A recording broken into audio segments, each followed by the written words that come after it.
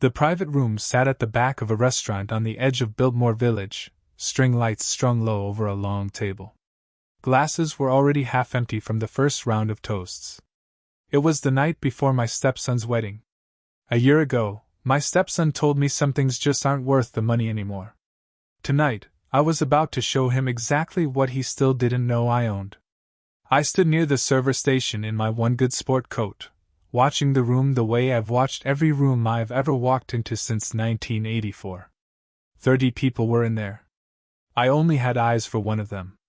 In my jacket pocket, I turned over a small brass whistle between two fingers, the way I have most days for over 40 years. I've carried this thing in one pocket or another since my first week on the route. It's never once needed to be blown twice. But let me back up. A year ago, none of this had a name yet. I just knew my heart medicine tasted different, and nobody could tell me why. Welcome to my channel. Get settled, because this one is going to take you somewhere. Drop a comment and let me know where you're watching from. Hit that like button and make sure you're subscribed. Trust me, you're going to love it here. My name is Vernon Pruitt. I'm 67 years old, and for 38 years I carried mail on the same route here in Asheville, North Carolina. Kimberly Avenue to the reservoir and back, 6 days a week, in every kind of weather this mountain throws at a man. I'm not telling you that to impress you. I'm telling you because a man doesn't walk the same 11 miles a day for 38 years without learning something about which houses need checking twice. You get a feel for a street. You notice the day a porch light doesn't come on, or a paper's still sitting in the driveway at noon. The Postal Service gave me a pin once, for 30 years of service, that said something about dedication and reliability. I keep it in a drawer with a few other things I don't look at often. Nobody's ever given me a pin for people. I've had to work that part out on my own, same as everybody else. Most mornings I still walk the first 2 miles of my old route, out of habit more than anything. People wave at me who've long since forgotten I'm not still delivering their mail, and I've never once corrected them. I quietly shovel the walk for the widow 2 doors down every time it snows, before she's even awake. I drove my best friend's wife to her radiation appointments for 6 weeks straight the year his truck broke down, and I've never once brought it up since. A neighbor down the block assumed my limp was from the job and not from the stroke. I let that stand too. Correcting a man's assumption about your own body has never once struck me as worth either of your time. Here's one more thing you need to see before we go on. In my jacket pocket, most days, I carry a small brass whistle. First week on the route, back in 1984, my supervisor handed it to me. He told me a mail carrier meets more strange dogs in a year than most men meet in a lifetime. One clean blow, he said, and near every dog you'll ever run into backs off without you raising a single hand. I've carried a whistle like it in one pocket or another ever since. Whichever one's in my pocket now, it means the same thing it always has. You don't need volume to handle a threat. You need to be ready before it ever shows up. I bought a little fourplex out past Beaver Dam back in 2004, mostly with the idea I'd have something to leave behind. It wasn't much of a building. For units, a leaky roof I fixed myself the first summer, a parking lot that still floods when it rains hard enough. I still get a statement from the property management company every month. Everybody in the family thinks it's just an old envelope I never bother opening. My wife Carol passed 4 years ago. I still can't bring myself to change the voicemail greeting that has both our names on it. Some things a man just isn't ready to do, and I've stopped pretending I owe anybody an explanation for which things those are. I raised her son Derek from the age of 10, back when nobody would have blamed me for keeping my distance. Plenty of men in my position would have. I never once thought of him as anything other than my own. I don't say that kind of thing often, but I'll say it once here, plainly, because it matters for what comes next. I had a stroke 2 years ago that left me with a limp and absolutely no patience left for small talk at the pharmacy counter. After the stroke, Derek offered to help manage the money side of things. I'd set aside $24,000 from my retirement, a proper care fund, meant to cover anything my pension and Medicare didn't. I handed him the whole thing without a second thought, the fund, the doctor visits, all of it. For about a year, I thought that was the whole story. I was wrong about how much of it I'd actually been told. It was a Tuesday morning. I was at my kitchen table with my weekly pill organizer open in front of me, checking it over before breakfast, same as I do most mornings. I fill the whole thing every Sunday evening, and have for 2 years now, ever since the stroke. 7 days of little plastic compartments, filled the same careful way I used to line up a week of routes. That Tuesday, checking it over, the pill in the Tuesday compartment didn't look like the one I'd been taking for a year. I turned the bottle over. Different manufacturer. Different shape of pill entirely, small and white instead of the pale yellow oval I'd swallowed every morning for going on 12 months. I called Derek to ask about it. He picked up on speakerphone, from his car by the sound of it. He sighed before he even answered. It was the particular sigh of a man who's rehearsed being annoyed about a question before it's even been asked of him. He explained breezily that the pharmacy had switched him to the generic. That it was basically the same thing. That the specialist visits were probably overkill anyway, at this point. He had an answer ready for every single thing I might have asked, which is its own kind of answer, if you think about it long enough. I asked plainly whether my cardiologist had approved the switch. There was a pause on the line. You're 67, Vern. Some things just aren't worth the money anymore. That's not cruel, that's just budgeting. I want you to sit with that phrase for a second. That's not cruel, that's just budgeting, the way I did, all afternoon. I see, I told him. Vern, come on, don't make this a whole. He started, some half-hearted correction forming. The kind of man offers more for his own comfort than anyone else's. Understood, I said. That's all, Derek. I didn't raise my voice. I've never once raised my voice at that boy in my life, not from the day he was 10 years old. I wasn't about to start over a pill bottle. I lined the bottles up by height on the table instead, tallest to shortest, the way I used to sort a bag of mail by zip code before a route. An old habit. 38 years teaches a man to sort things instead of feeling them, at least until the kitchen empties out. He hung up eventually. I sat there a while longer with the phone still in my hand. After the call, alone at that same table, I pulled the folder of care fund statements out of the drawer where I'd let Derek file them, unread, for 2 years. I hadn't planned to open it that morning. My hands just went there on their own, the way they do sometimes when a man needs something solid to hold. I found 4 months of statements I'd never once looked at. Numbers I didn't recognize sitting next to categories I did. I sat there turning pages for the better part of an hour, the coffee going cold beside me. It reminded me of sitting with a route map on a Sunday night before a new bid season. I was trying to see the whole shape of something before I trusted myself to say a word about it out loud. I found myself, at one point, just staring at Derek's name printed at the top of every single page. Authorized signer. I'd signed that form myself, in the hospital, 3 days after the stroke, when my own hand still wasn't steady enough to hold the pen the right way. I remember being grateful. I don't remember once thinking to ask what being grateful might eventually cost me. I spent 38 years learning a route doesn't fail because of one missed house.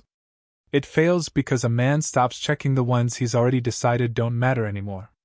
Sitting at that table, I understood I wasn't looking at one skipped prescription. I was looking at a year of somebody deciding, quietly, which parts of me were still worth the postage. And I was the only one left still checking the route.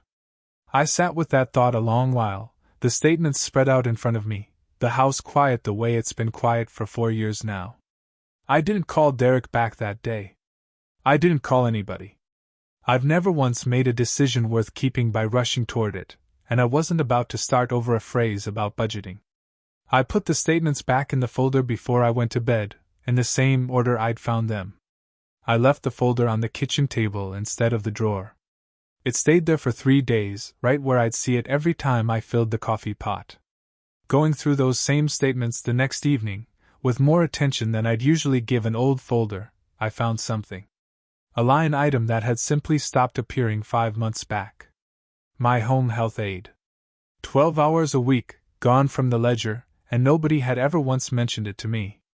I remember exactly what I thought, sitting there. I thought, a man doesn't lose 12 hours a week of help without noticing, unless somebody's made very sure he wouldn't have a reason to. If you've ever gone looking for something you assumed was still there and found a blank space instead, you know the particular kind of quiet that follows. It settles over a kitchen table fast. It isn't panic, not exactly. It's closer to walking a route you've walked 10,000 times. Then finding a house missing. I sat with it a long moment. Then I picked up the phone. I called Oliver Banks first. Ollie's been my closest friend for over 30 years, ever since we carried adjoining routes and split a thermos of coffee most mornings before sunrise. Carol used to say the two of us together could out-talk a town meeting and still be home in time for supper. You want company for this, Ollie said when he picked up. Or you just want somebody who'll believe you when you tell him about it after? Come around back, I told him. Bring your reading glasses. That's the thing about a friend of 30 years. You don't have to explain the shape of what you're carrying before he agrees to help you carry it. If you've been listening for a while, do us one quick favor. Subscribe. It costs you nothing and it means everything to us. Hit the like button while you're at it, and drop your thoughts in the comments. Ollie drove over within the hour, coffee thermos in hand out of old habit, and never once asked me to slow down while I laid it out.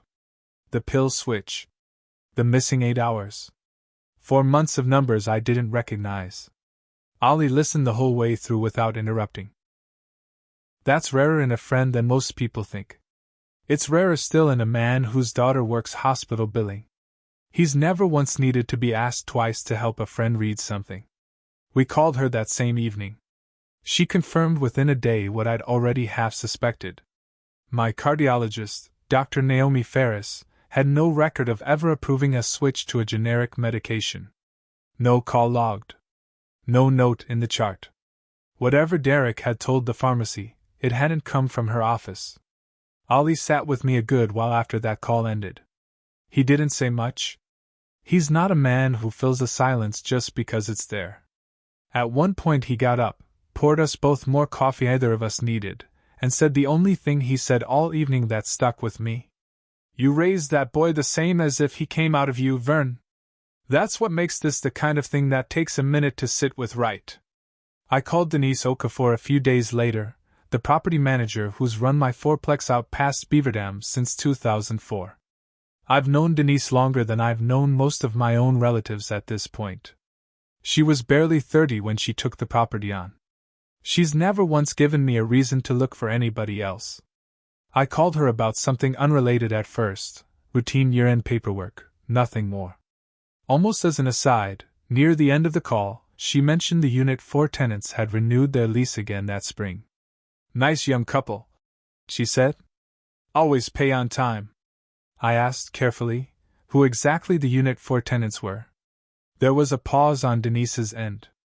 It was the kind that told me she was already wondering why an old man needed to ask a question he presumably already knew the answer to. Derek Hobbs, she said. And a young woman, Brianna. They signed 2 years back. Why do you ask, Mr. Pruitt? I told her I just wanted to be sure I had my own paperwork straight. It wasn't a lie exactly. It just wasn't the whole truth either, and I've never been proud of the times in my life I've had to split that particular hair. I sat with that for a long moment too. My own stepson had been paying rent for 2 years to a landlord he'd never met, never questioned, never once thought to look up. As far as he knew, Meridian Property Management was simply who you paid every month. He had no idea the company answered to me. I asked Denise not to change anything about how the unit was managed. Same maintenance requests, same late notice policy, same everything. I wasn't looking to use it as a lever, not yet, not until I understood what I was actually holding. A man doesn't reach for a tool before he knows what it's for. 38 years on a route teaches you that much, if nothing else. I gave myself a full day before I did anything else with what I now knew. I've never once trusted a decision I made the same hour I learned something that rattled me, and I wasn't going to start with this one. I asked Denise to pull the full financial picture on the care fund next, quietly, through my own accountant rather than through Derek. What came back wasn't one skipped prescription and one lapsed aid. $14,600. Diverted out of a $24,000 fund over the past year. Better than half of everything I'd set aside for whatever my own body might still need. It landed in a joint account Derek shares with Brianna. The same account, my accountant confirmed, funding their wedding deposit and a down payment on a house they'd been telling the whole family about for months. I thought about the toast Derek gave at Thanksgiving, the one where he thanked me for always having his back. I'd smiled the whole way through it. I hadn't known yet what, exactly, my back had been paying for. I'd thought the fourplex, the care fund, all of it, was mine to quietly worry about on my own, the way I've quietly worried about most things my whole life. It hadn't once occurred to me that the two might already be tangled up together. They'd been sitting under the same roof I'd never told anyone about, 2 full years before I found out. I called it a night not long after that, though I didn't sleep much. I kept running the numbers over in my head. It felt like running a route the night before a snowstorm, trying to figure out which houses were going to be hardest to reach, and in what order. I'd thought I was looking at a stepson who'd made one bad call about a prescription to save himself a little money. I was looking at a man who'd spent a year deciding my health was a line item he could cut. He was doing it to pay for a wedding I hadn't even been told the real cost of. I want to be plain about something before I go on. I hired nobody. I threatened nobody. Everything that happened from here forward, I did in the open, with my own name attached to it, the way I've done everything for 38 years and more.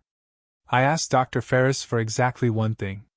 A written note, for my own file, confirming she never approved any change to my prescription. No instructions beyond that. No thumb on the scale. 38 years sorting mail teaches a man the value of a clean, dated record. I wasn't asking her to take a side. I was asking her to write down what had already happened. She sent it within the week, plain and to the point, the way a good doctor writes anything that might matter later. I asked my accountant for one more thing. To document every care fund withdrawal against its stated purpose, nothing added, nothing interpreted. He came back with a spreadsheet that told the same story the statements had, just in a language a courtroom would recognize faster than a kitchen table would. Here's the part one want you to sit with, because I sat with it myself a long time. I did not confront Derek over the phone. I did not want to hand him a half-built case, in pieces, the way some men might, eager to get the worst of it off their own chests first. I waited. I wanted the actual documents in hand before I put any of this in front of anyone. The pharmacy record. Dr. Ferris's letter. The fund withdrawals. The lease with Unit 4's address printed right there on the first page. Every page squared into a plain folder. Only then did I drive to the flower shop where Brianna works, on a Wednesday afternoon, to show her first, before anyone else. She's the one person marrying into this family who's never once asked me to be anything other than exactly who I am. I told her plainly that what happened next wasn't hers to fix, and I wasn't asking her to choose between Derek and me. I didn't skip a house on my route and then tell the next carrier it wasn't his problem. I told her. I checked it myself. That's all I'm doing now. She set down the flowers she'd been arranging and read every page without a sound. Not one question, not right away. Brianna's the kind of young woman who reads a room the way I read a route. She noticed things over the past year, small things, the kind you file away without a name for them yet. A comment Derek made once about not having to worry about the landlord ever showing up. A joke about how their rent basically pays for itself. I could see her running those comments back through her memory, now, with a different light on them. When she finally looked up, she didn't cry, and she didn't defend him. She asked me one question. Did you know about the apartment when we signed the lease? I told her the truth. I hadn't known it was them until Denise said their names out loud. She nodded slowly, like a woman doing arithmetic she didn't want to be doing. Then she folded the pages back into their folder, with more care than I expected from someone who'd just learned all of this at once. Now, while all of that was happening quietly, on my end and on Dr. Ferris's, Derek had no idea any of it was in motion. He called me that same week, warmer than he'd been in months, to ask if I'd say a few words at the rehearsal dinner after all. A nice touch, sentimental, now that the seating was finalized. I thanked him. I told him I'd think about it. I did not mention that Dr. Ferris's letter was already 3 days old by the time he called. If you've stayed with me this far, you already know where this is headed, and I promise you it gets there. Derek forwarded me a group text a few days later, the same week my accountant finished the fund documentation. Something about the wedding being everything we worked so hard for. I read it twice on my own porch. Brianna's folder copy sat 2 miles away, waiting for her to be ready to open it a second time, on her own terms, whenever that day came. Sit with that phrase for a second, everything we worked so hard for, the way I had to. Ollie's daughter, still digging through the billing records out of her own stubbornness, turned up one more detail either of us expected. The credit card funding several of the generic switch transactions wasn't Derek's own card at all. It was the supplemental card I'd co-signed for him years earlier, strictly for emergencies. He hadn't just diverted the care fund. He'd been quietly billing his own costs, cutting straight to my own credit. Denise found the second twist, almost in passing, finishing her review of the Fourplex's books. Unit 4's rent had never once been late in 2 years. It was a fact I'd already half known, one that used to sound reassuring to me. It stopped sounding reassuring the moment I understood something. The same young man paying it on time every month was the one who'd let his stepfather's medication lapse without a second thought. 2 named instruments. Too many twists. Not one raised voice from me through any of it. That's not restraint for its own sake, and it never has been. It's just how you keep a route running, whether the thing you're checking is a mailbox or a family. I've seen plenty of carriers over the years try to rush a route to get home faster, cutting corners on the houses they figured nobody was watching closely. It never once worked out the way they hoped. The corner always turns up again eventually, usually at the worst possible time, usually in front of the one person you most wanted not to see it. The clock, from there, was 3 weeks. The rehearsal dinner sat on the calendar like a date circled in somebody else's handwriting. It closed in a little more each morning. I woke up and didn't say anything to anyone at all. Brianna told me, quietly, one evening on the phone, that she'd decided what she wanted to do about all of it. She asked me not to say a word to Derek yet. She wanted to choose the moment herself, on her own terms, in front of the people who'd earned the right to watch her choose it. I agreed without hesitation. It was never mine to take from her. So I did what I do best. I showed up exactly as invited, to every remaining wedding call over those 3 weeks. I said almost nothing at any of them. I meant every word of the nothing I said. I kept the whistle in my pocket the whole time, turning it over now and then, the way a man checks that a tool is still where he left it. The rehearsal dinner, 3 weeks later, the same private room at the edge of Biltmore Village. String lights hung over the long table, the same ones I'd stand under again the following night, though none of us knew that yet. About 30 guests. Derek's best man mid-toast, glass raised. Ollie seated near the back in a sport coat he'd complained about the entire drive over. I hadn't been formally asked to say anything at the dinner, in the end. Derek's earlier invitation had quietly gone unmentioned in the weeks since, the way things do when a man's mind is elsewhere. I'd come anyway, the way any stepfather comes to a night like this, whether or not anybody's remembered to hand him the microphone. I'd worn the same good sport coat I keep for funerals and the rare wedding. It was the one I'd been starting to think might get one more good use out of it this year. Brianna sat at the head table beside Derek. I stood near the server station, my coat still on, the whistle turning once in my pocket.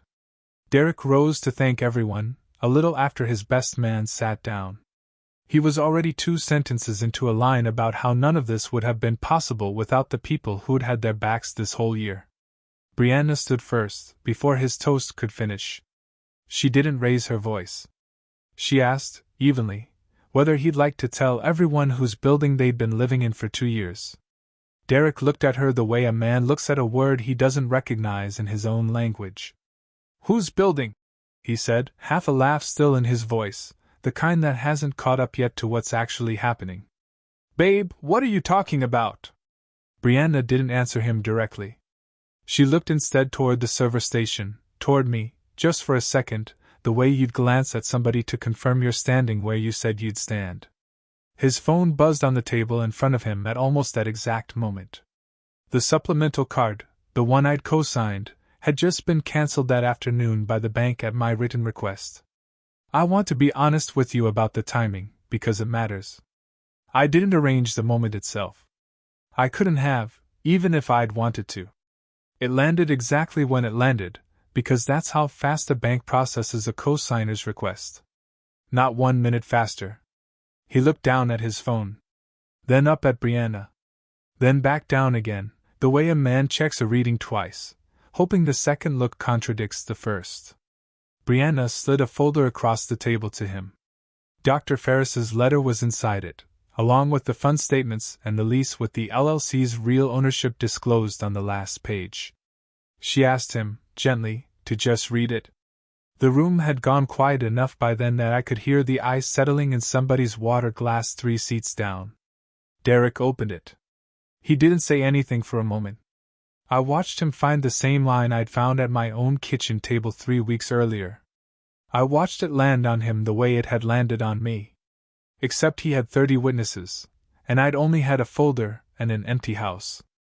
Nobody at that table said a word for what felt like a very long time, though I'm sure it wasn't more than 10 or 15 seconds by the clock.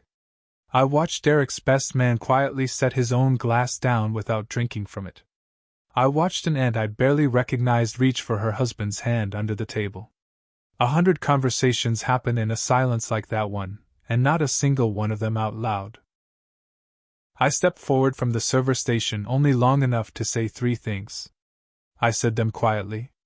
I didn't raise my voice for any of them, because I've never needed to raise my voice to be heard by the people who actually matter in a room. I still check every house on my route, I said. This one's mine too, I said. Congratulations, Derek, I said. No gloating in any of it. No volume. 3 plain sentences, delivered the way I'd close out a route at the end of a long day. Flat. Factual. Final. Derek didn't say anything back. I hadn't expected him to. A man doesn't usually find the right words for a room like that on the first try, and I wasn't in any hurry to give him a second one. Ollie told me afterward he'd never seen a rehearsal dinner go quiet that fast. Not even the one, years back, where the groom's own father stood up mid-toast and admitted he'd forgotten the bride's name. At least that fella had the excuse of being drunk, Ollie said. Derek didn't have anything close to an excuse. Just a folder and 30 people who'd all just watched him read it. Brianna and I stepped out together onto the restaurant's back patio. Behind us, through the glass, the dinner had gone dead quiet for the first time all night. The string lights kept glowing over a table nobody seemed quite ready to sit back down at. If you've made it this far in the story, you already know this was never really about a pill bottle. It never was.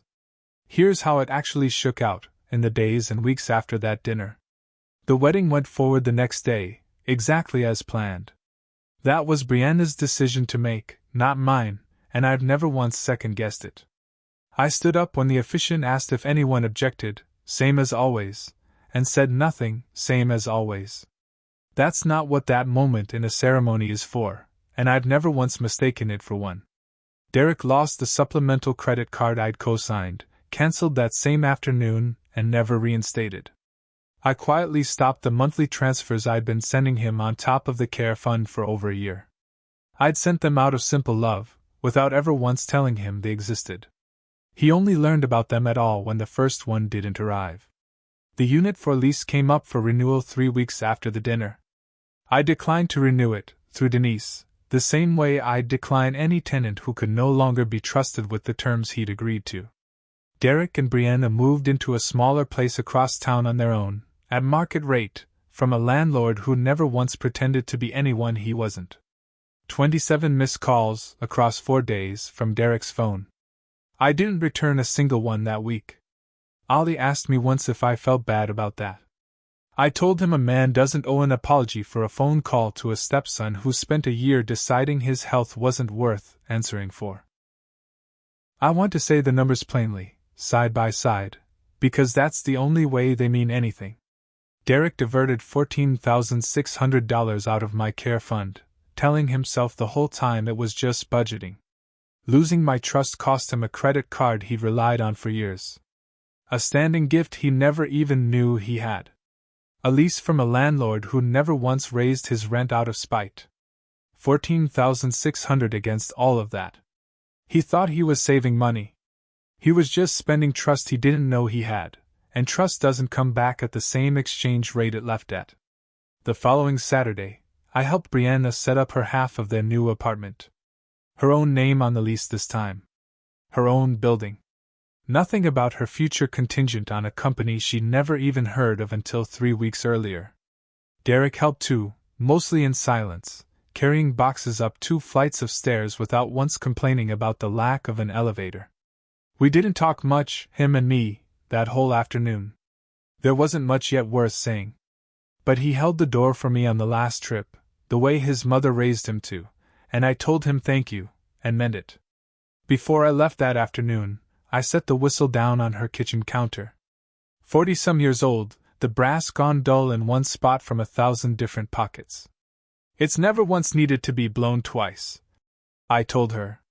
She didn't ask which dog it was for. She already understood which one I meant. I've learned 2 things in this life that I trust more than almost anything else I know. A route doesn't care how tired you are. It only cares whether you showed up. You can call a shortcut efficiency for years. The day it costs somebody their health, it's just called what it always was, neglect. The whistle's on Brianna's counter still, last I checked. She keeps it right by the door, where she can see it on her way out. If you enjoyed this story, join our community by hitting that like button and subscribing for more real, raw, and family-centered stories. I will see you on the next one.